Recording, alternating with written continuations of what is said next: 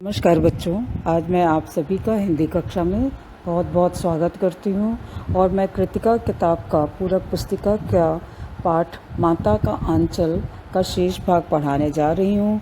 अभी हमने पिछली कक्षा में भोलानाथ की स्वाभाविक क्रियाकलापों को पढ़ा जो कि बहुत ही सीमित संसाधनों के बीच में किस तरह से वो मनोरंजन करते हैं, अपना उनको आनंदित करते हैं। इस कक्षा में भी बहुत सारे ऐसे प्रसंग आएंगे जिसके अंदर सीमित संसाधनों के माध्यम से भोलानाथ किस तरह से अपने मित्रों की मित्र मंडली में किस तरह से खेलों में तल्लीन हो जाता था और लोगों को वो चिढ़ाता था, खेलता था, खेतों में जाता था।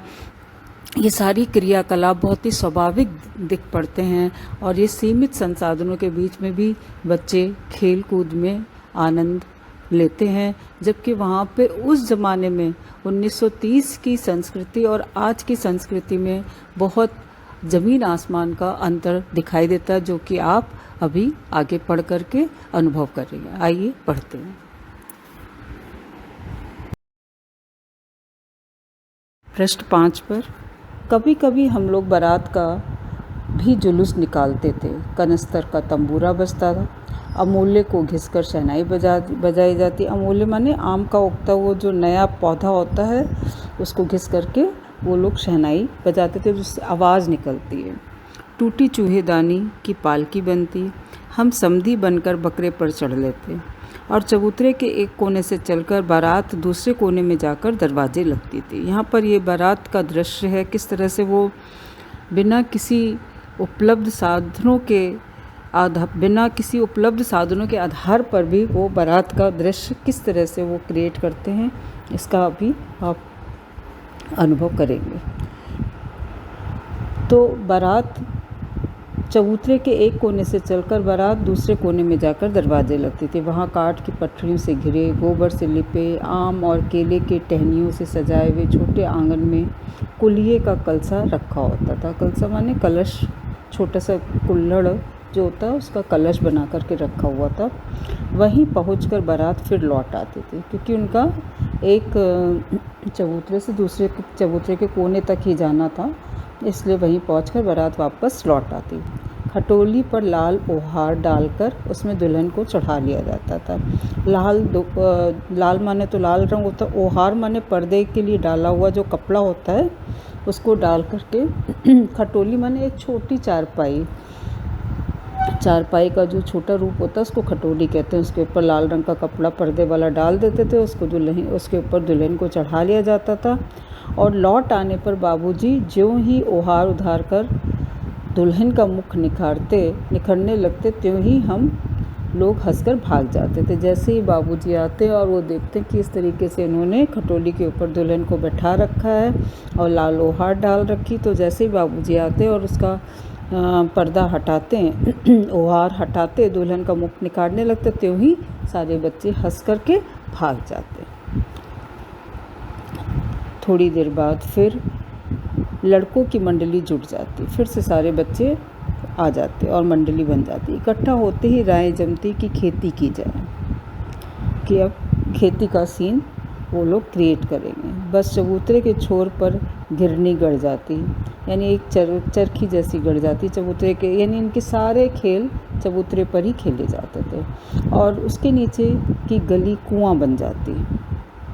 मूंज की बटी हुई पतली रस्सी में एक चुक्कड़ बांध गराड़ी पर चढ़ाकर लटका दिया जाता है, क्योंकि यहाँ पर खेत का दृश्य है, तो खेत में पानी पटाने के लिए एक घिरनी गाड़ दी जाती है और उसके ऊपर गराड़ी पर चढ़ाकर एक पतली रस्सी में एक चुक्कड़ बांध गराड़ी पर चढ़ाकर लटका दिया जाता है और दो लड़के बैल बनकर मोट खींचने लगते। चबूतरा खेत बनता, कंकड़ बीज और ठेंगा हल जुआठा। बड़ी मेहनत से खेत जोते बोए और पटाए जाते, फसल तैयार होते देर ना लगती और हम हाथों हाथ फसल काट भी लेते। काटते समय वो गाते थे, यानी बच्चों की जो क्रिएटिविटी थी उसमें उन्होंने उसी स्थान पर चबूतरे पर ही के एक छोर पर घिरनी गाड़ दी जाती, उसके नीचे वाली गली कुआं बन जाती, आदि इस तरीके से पूरा खेत का दृश्य वो अंकित करते हैं और वो साथ में फसल काटते समय यही गाते हैं, ऊंच नीच में बई के क्यारी, जो सो भई हमारी। यानी कि ऊंचा नीचा जो क्यारी है वो हमने जो बनाई है, उसी में जो उपजता है, जो उपजेगा वो सब भई हमारा है। फसल को एक जगह रखकर उसे पैरों से रौंद डालता। अब इतना सब करने के बाद वो जो फसल लेकर आते थे उसको पैरों से कुचल डालते थे। रौंद डालते माने कुचल डालते थे। और कसोरे का सूप बनाकर ओसाते और मिट्टी के दिए के तराजू पर तौलकर राशि तैयार कर देते। और इसी बीच बाबूजी आकर पूछ बैठते, इस साल की खेती कैसी रही भोलानाथ। ये सारा कुछ जितनी खेती तैयार थी उसी बीच में बाबूजी आकर के पूछ लेते कि भाई भोलानाथ कैसी रही खेती। अब इसको मैं संक्षेप में आपको बता सकती हूँ कि बच्चे कभी बारात निकालते, कनस्तरों का तंबूरा बजता, आम की उगी हुई गुठली को घिसकर शहनाई बनती, हम में से कोई दूल्हा और समधी आदि बनते। बारात चबूतरे के एक कोने से दूसरे कोने तक जाकर लौट आती। जिस कोने पर बारात जाती उस कोने के आम के पत्तों और केले के पत्तों से सजाया जाता। लाल कपड़े से ढककर एक पालकी में दुल्हन बैठा दी जाती। बारात के लौटने पर पिताजी पालकी के कपड़े को ऊपर कर देते थे, करके देखते थे, यानी लाल कपड़ा हटा करके दुल्हन का मुंह देखते थे। तब सब बच्चे देख करके भाग जाते। थोड़ी देर बाद बच्चों की मंडली खेती करने के लिए जुटती। बस चबूतरे के एक कोने पर घिरनी गड़ जाती और नीचे की गली कुआं बन जाती। मूंज की पतली रस्सी बनाकर घिरनी पर चढ़ा चुक्कड़ बांध लटका दिया जाता था। 2 लड़के बैल बनते, पानी खींचने लग जाते। चबूतरा खेत बनता, कंकड़ बीज बनते। मेहनत से खेत बोए जाते। फसल तैयार हुई, हाथों हाथ काट लेते। उसे एक जगह पर रखकर पैरों से रौंदते। मिट्टी के बने कसोरे से उसे ओसाते। मिट्टी के बने दियों के तराजू बनाकर तौलकर राशि तैयार कर देते। बाबूजी पूछते, इस साल की खेती कैसी रही भोलानाथ। हम सब राशि छोड़कर भाग जाते और इस तरह खेलते देखकर बटोही भी रुक जाते। आगे हम पढ़ेंगे, ठीक है।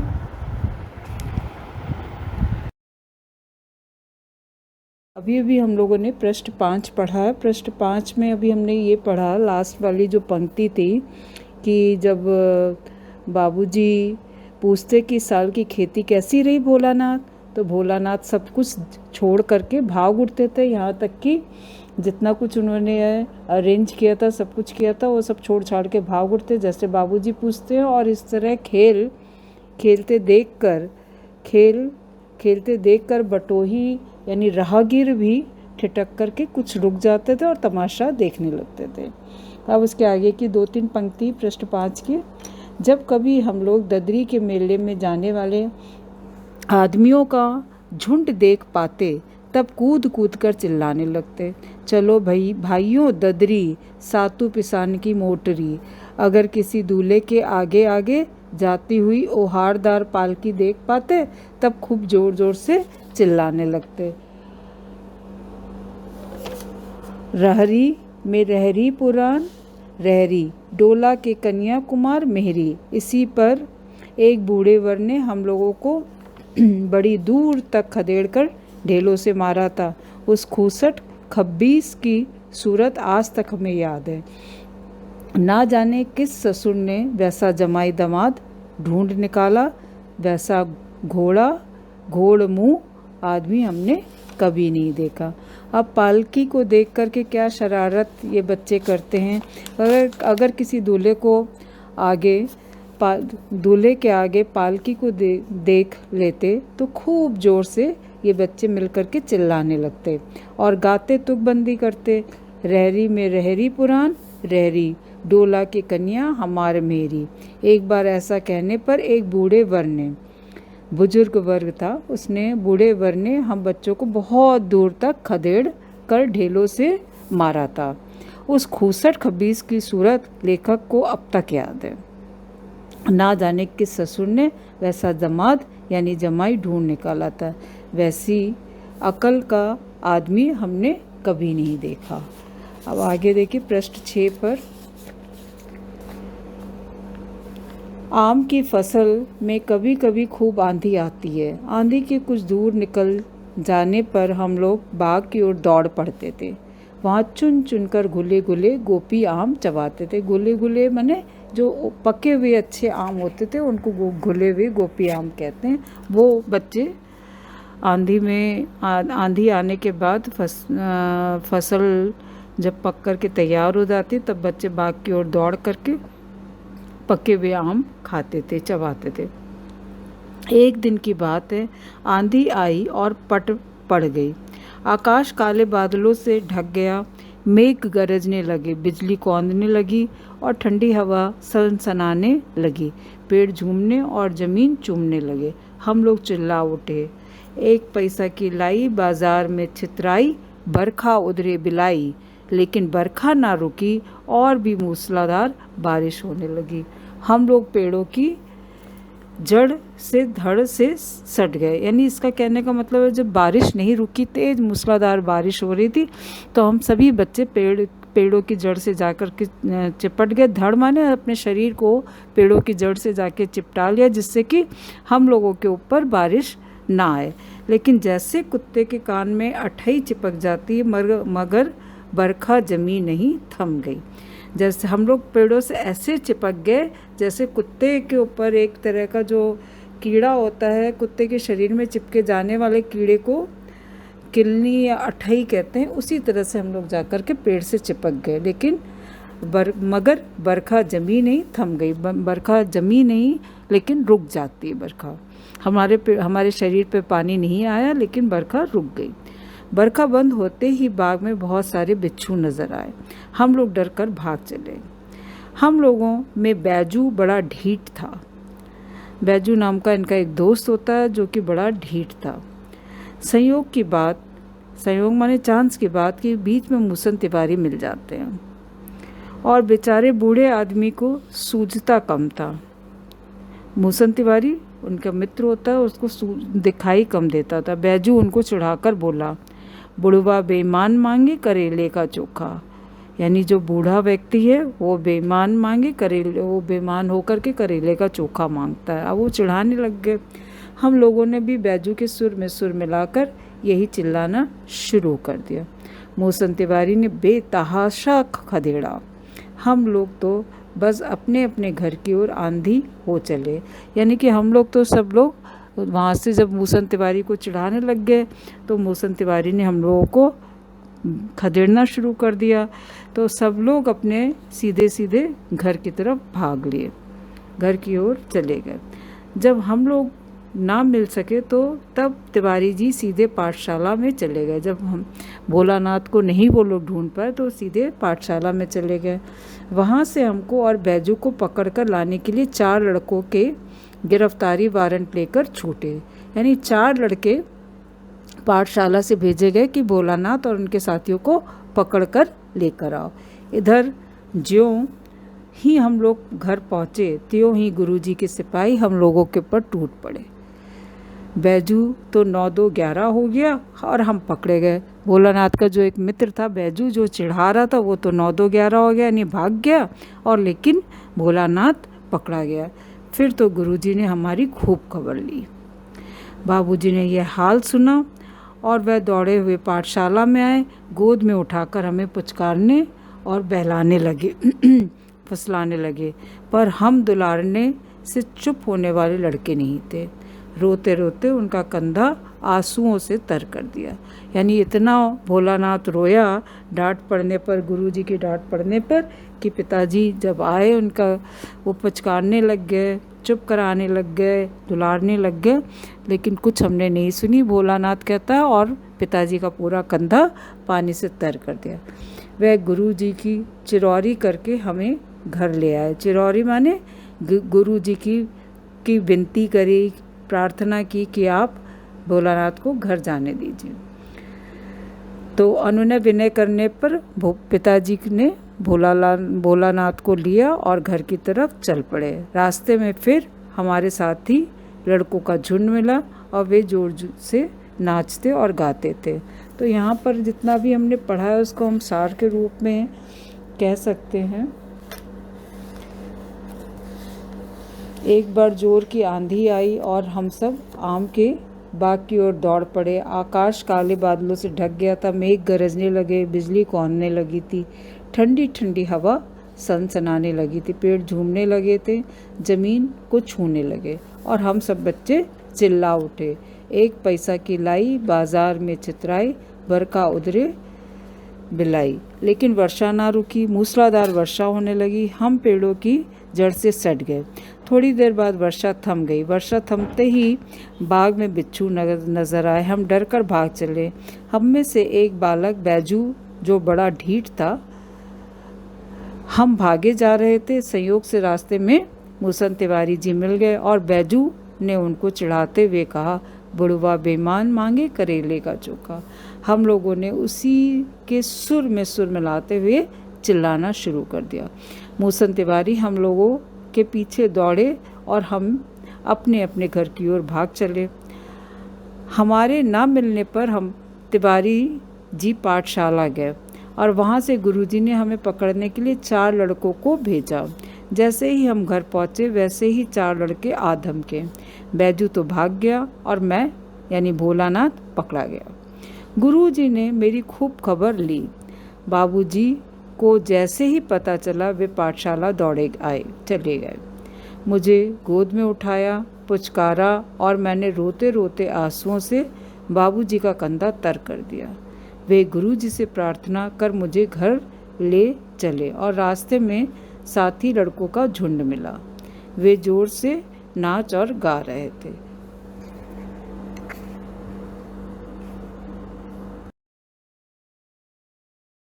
पिताजी गुरुजी से प्रार्थना करके मुझे घर ले चलते हैं और रास्ते में हमें एक लड़कों का साथियों का झुंड मिल जाता है और वे जोर जोर से नाचते हैं और गा रहे हैं।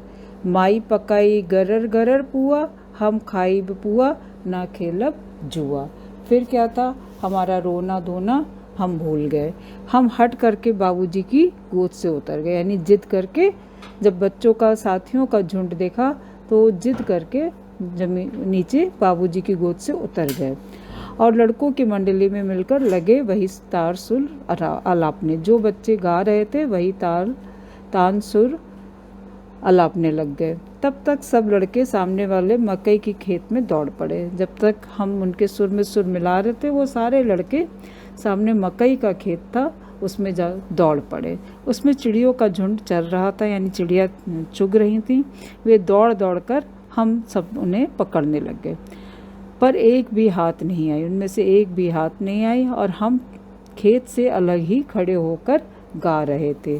और खेत से अलग खड़े होकर के, तो अब इसको संक्षेप में हम यहाँ तक में इतना कह सकते हैं कि हम अपने साथियों को देख करके हम रोना धोना भूल जाते हैं, बाबूजी की गोद से उतर गए और लड़कों की मंडली में मिल जाते हैं और एक साथ मकई के खेत में घुस जाते हैं और चिड़िया उड़ाने लगते हैं। और एक भी चिड़िया हमारे हाथ नहीं आती और हमें चिड़िया उड़ाते देख गांव के आदमी हंसते हुए कहने लगते हैं। क्या कहते हैं? राम जी की चिड़ई, राम जी का खेत, खा लो चिड़ई भर भर पेट। और हमसे कुछ दूर बाबूजी और हमारे गांव के कई आदमी खड़े होकर तमाशा देख रहे होते और यही कहकर हंसते थे कि चिड़िया की जान जाए लड़कों का खिलौना। सचमुच लड़के और बंदर पराई पीर नहीं समझते हैं। कि फिर वो कहते हैं गांव वाले कि सचमुच लड़के और बंदर दूसरे की पीर नहीं समझते, यानी दूसरे का दुख दर्द नहीं समझते हैं। अब पृष्ठ 7 पे ही हम चल रहे हैं। एक टीले पर जाकर हम लोग चूहों के बिल में पानी उलेचने लगे। नीचे से ऊपर पानी फेंकना था, यानी नीचे से ऊपर जो चूहे का टीला था, बिल था, वो ऊपर की तरफ था, नीचे से पानी ऊपर फेंकना था। हम सब थक गए। तब तक गणेश जी के चूहे की रक्षा के लिए शिव जी का सांप निकल आता है, यानी गणेश जी की सवारी चूहा होती है और उसकी रक्षा के लिए शिव जी जो सांप को धारण करते रहते वो निकल आता है। रोते चिल्लाते हम लोग बेतहाशा भाग चलते, क्योंकि हम सब बच्चे थे, देखते देखते डरने लगते हैं और रोते चिल्लाते हुए बेतहाशा भाग जाते हैं। कोई औंधा गिरता है, कोई अंटाचिट, कोई टेढ़ा मेढ़ा उल्टा पुल्टा गिरने लगता है घबराहट के मारे। किसी का सिर फूटा, किसी के दांत टूटे, कोई गिर पड़ता है, सिर फूट जाता है और किसी के दांत टूट जाते हैं। सभी गिरते पड़ते भागे और हमारी सारी देह लहू लुहान हो गई। लहू लुहान माने खून निकलने लगता है सारे शरीर में से, और पैरों के तलवे कांटों से छलनी हो जाते हैं, यानी कि पैरों के जो तलवे होते हैं वो कांटे चुभ चुभ करके उसमें दर्द होने लगता है, छिल जाते हैं, यानी छलनी हो जाते हैं। पृष्ठ 8 पर हम एक सुर से दौड़े हुए आए और घर में घुस गए। उस समय बाबूजी बैठक के ओसारे में बैठकर हुक्का गुड़गुड़ा रहे थे। ओसारे माने बरामदे में बैठ कर के हम लोग सब लोग डर जाते हैं और डर करके घर की तरफ भागते हैं। हमारे सारे शरीर में खून से लथपथ हो जाते, पैरों के तलवे कांटों से छलनी हो जाते हैं और एक ही सुर में दौड़ते हुए भागते हैं और घर में घुस जाते हैं। और वहाँ पे जब घर पहुँचते हैं तो जो बाबूजी होते हैं वो बैठक के बरामदे में बैठकर हुक्का पी रहे होते हैं।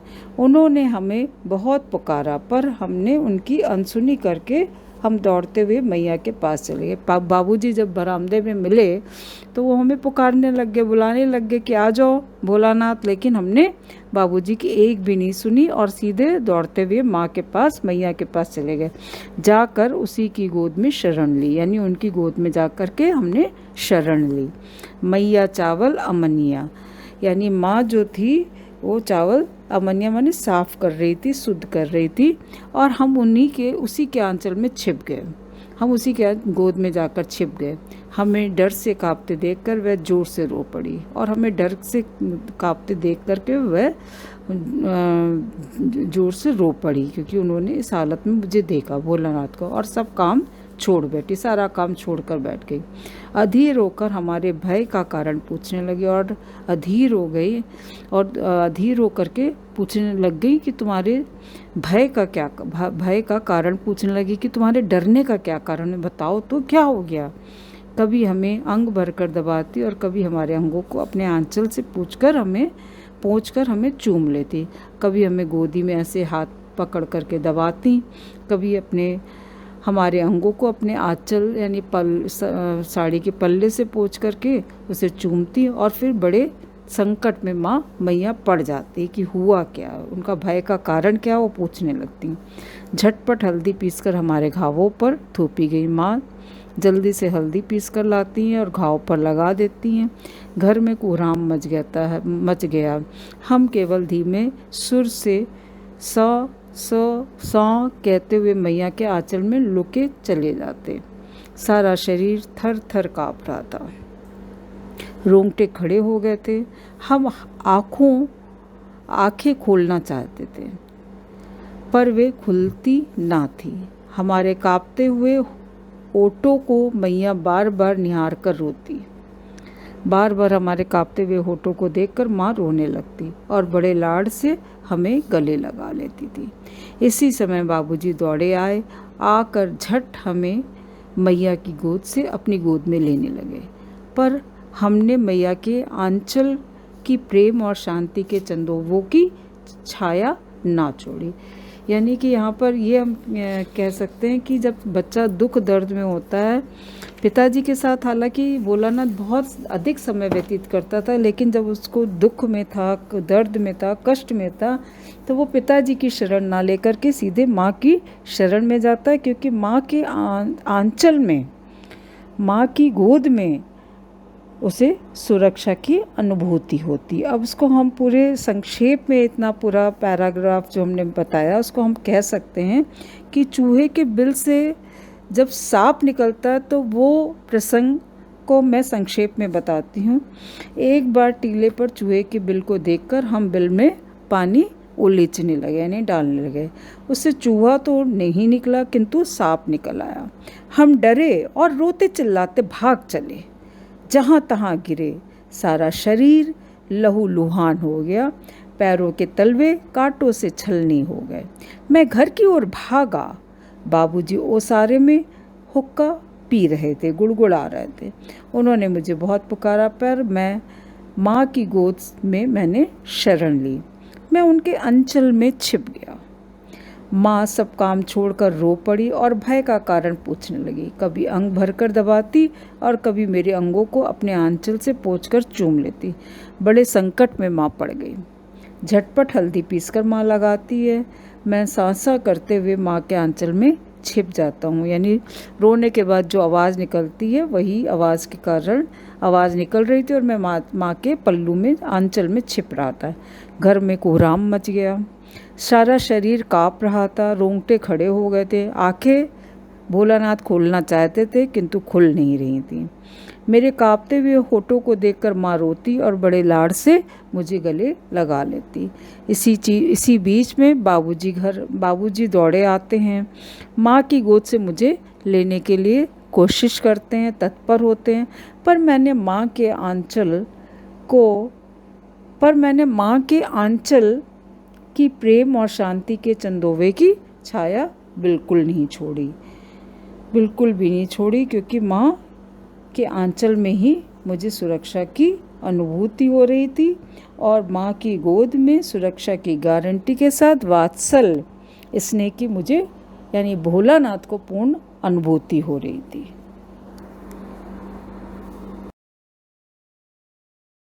अभी हमने पूरा पाठ पढ़ा और मैंने समझाया, आपको पूरा स्पष्ट हो गया होगा और बहुत ही रोचक उपन्यास का संकलित अंश था। अब हम प्रश्न अभ्यास, पिछले क्लास में मैंने 6 प्रश्नों की चर्चा की थी और नोट्स भी दिए थे।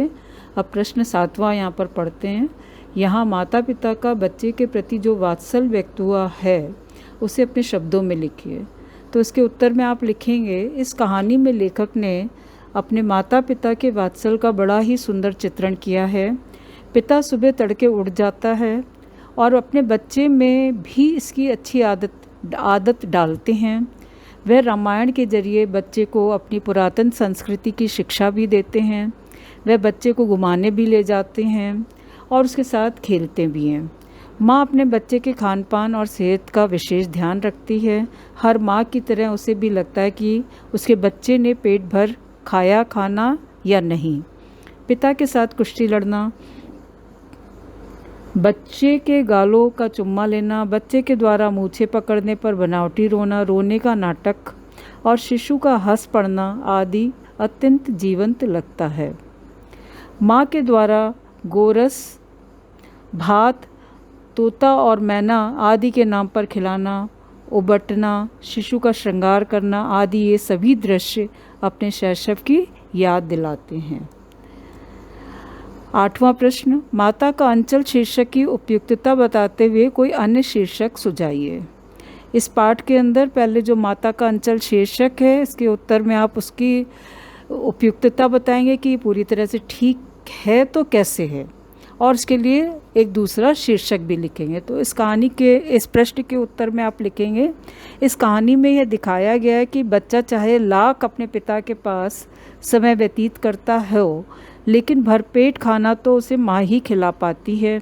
बच्चा चाहे अपने पिता के बहुत निकट हो, लेकिन घोर विपत्ति आने पर उसे माँ की गोद में ही सुरक्षा महसूस होती है। अंत में सांप से डरा हुआ बालक भोलानाथ पिता के पास ना जाकर माता की शरण में जाता है और अद्भुत रक्षा और शांति का अनुभव करता है।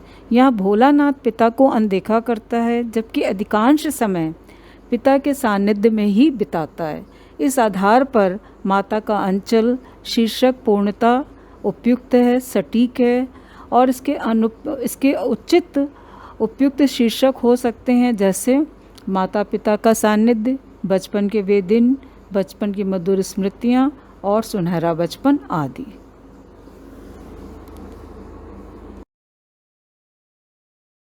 प्रश्न 9, बच्चे माता पिता के प्रति अपने प्रेम को कैसे अभिव्यक्त करते हैं। इसके उत्तर में आप लिखेंगे, बच्चे कई तरीके से अपने माता पिता के प्रति अपने प्रेम को व्यक्त करते हैं। कुछ बच्चे अपने माता पिता का सम्मान करके ऐसा करते हैं, कुछ बच्चे अपनी माँ से ठिठोली करके ऐसा करते हैं, कुछ शर्मीले बच्चे तो मंद मुस्कान से ही ऐसा कर देते हैं। शिशु की जिद में भी प्रेम का प्रकटीकरण होता है। शिशु की मुस्कुराहट और माता पिता की गोद में जाने के लिए मचलना भी उनका प्रेम ही होता है। प्रश्न 10, इस पाठ में बच्चों की जो दुनिया रची गई है वह आपके बचपन की दुनिया से किस तरह भिन्न है। इसके अंदर आप जो पाठ में बच्चों की दुनिया के बारे में आपने पढ़ा वो लिखेंगे और आज की समय में क्या क्या चीज़ें होती उन दोनों को लिखते हुए दोनों का अंतर स्पष्ट करेंगे। तो इस प्रश्न का उत्तर बनता है, इस पाठ के बच्चों की दुनिया बड़ी मज़ेदार लगती है। ये बच्चे दीन दुनिया से बेखबर हैं, उन्हें अपने भविष्य की कोई चिंता नहीं है। उनकी पृष्ठभूमि पूरी तरह से ग्रामीण अर्थात गांव के जीवन पर आधारित है। पाठ में 30 के दशक के आसपास का वर्णन है।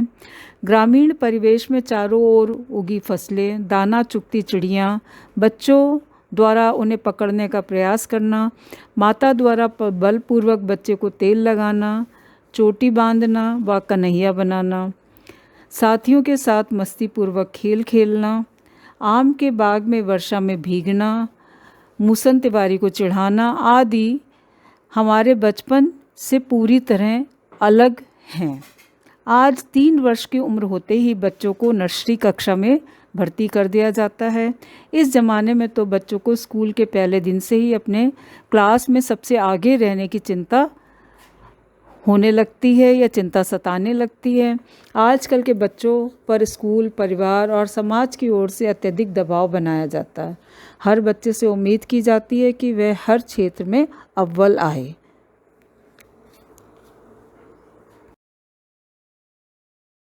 बच्चों, आपको ये पाठ पूरा अच्छी तरह से समझ आ गया होगा। पिछली कक्षा में मैंने 1 से लेकर के 6 प्रश्नों की चर्चा की थी और इस वाले क्लास में मैंने 7 से लेकर के 10 तक के प्रश्नों की चर्चा की है और मुझे उम्मीद है कि आपको सारे प्रश्नों के उत्तर समझ में आ गए होंगे और आप एक नई नोटबुक बना लें कृतिका की। उसके अंदर किताब में दिए गए क्रम के अनुसार ही सारे प्रश्नों के उत्तर लिखेंगे, ठीक है। और क्षितिज का कोई भी प्रश्न इस नोटबुक में नहीं लिखेंगे, ठीक है। धन्यवाद।